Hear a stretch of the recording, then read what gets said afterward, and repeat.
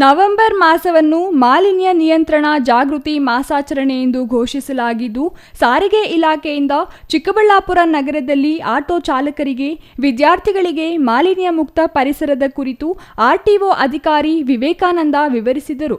ಸಾರ್ವಜನಿಕರಿಗೆ ಸಹಾಯಕ ಪ್ರಾದೇಶಿಕ ಸಾರಿಗೆ ಅಧಿಕಾರಿ ವಿವೇಕಾನಂದ ವಾಯು ಮಾಲಿನ್ಯ ಜಾಗೃತಿ ಮಾಸಾಚರಣೆ ಕರಪತ್ರಗಳನ್ನು ಸಾರ್ವಜನಿಕರಿಗೆ ಹಂಚುವ ಮೂಲಕ ಕಾರ್ಯಕ್ರಮಕ್ಕೆ ಚಾಲನೆ ನೀಡಿದರು. ಅತಿಯಾದ ವಾಯು ಮಾಲಿನ್ಯದಿಂದ ಚರ್ಮ ರೋಗ, ಕ್ಯಾನ್ಸರ್ ಸೇರಿದಂತೆ ಇತರೆ ಕಾಯಿಲೆಗಳು ಹರಡುವುದನ್ನು ತಡೆಯಲು ವಾಯು ಮಾಲಿನ್ಯ ನಿಯಂತ್ರಣ ಅಗತ್ಯವಾಗಿದೆ ಎಂದು ಹೇಳಿದರು.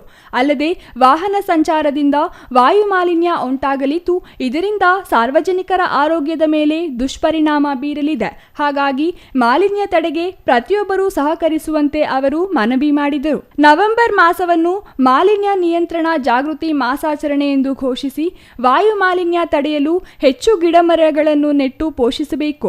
ಪರಿಸರ ರಕ್ಷಣೆಯಿಂದ ಮಾತ್ರ ಮಾಲಿನ್ಯ ನಿಯಂತ್ರಣ ಸಾಧ್ಯವಾಗಿದ್ದು, ಪ್ರತಿ ಮನೆಯಿಂದ ಕನಿಷ್ಠ 1 ಗಿಡ ನೆಟ್ಟು ಪೋಷಣೆ ಮಾಡಿದಾಗ ಪರಿಸರದಲ್ಲಿ ಸಮತೋಲನ ಕಾಪಾಡಲು ಸಾಧ್ಯವಾಗಲಿದೆ.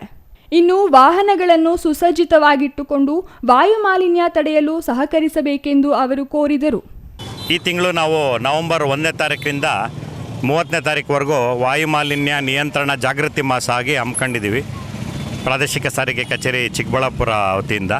ಅದರಿಂದ ನಾವು ಈ ತಿಂಗಳು ಫುಲ್ಲು ನಮ್ಮ ಜಿಲ್ಲೆಯಲ್ಲಿ ಎಲ್ಲ ನಾನಾ ಶಾಲಾ ಕಾಲೇಜುಗಳಿಗೆ ಹಾಗೂ ಕಾರ್ಯಕ್ರಮ ನಡೀತಾ ಇಂಥ ಜಾಗಗಳಲ್ಲಿ ಮತ್ತು ಆಟೋ ರಿಕ್ಷಾ ಸ್ಟ್ಯಾಂಡ್ಗಳಲ್ಲಿ ಬಸ್ ಸ್ಟ್ಯಾಂಡ್ಗಳಲ್ಲೆಲ್ಲ ಈ ಥರ ಭಿತ್ತಿ ಚಿತ್ರಗಳನ್ನ ಹಂಚಿ ವಾಹನನ ಸುಸ್ಥಿತಿಯಲ್ಲಿ ಇಟ್ಕೊಬೇಕು ಅಂತ ಎಲ್ಲರಿಗೂ ಒಂದು ಅರಿವು ಮೂಡಿಸೋ ಕಾರ್ಯಕ್ರಮ ಹಮ್ಮಿಕೊಂಡಿದ್ದೀವಿ. ಇದು 1 ತಿಂಗಳು ಕಾರ್ಯಕ್ರಮ, ನವೆಂಬರ್ 1ರಿಂದ 30ನೇ ತಾರೀಕು ನವೆಂಬರ್ವರೆಗೂ. Nandakumar, CTV news, Chikkaballapur.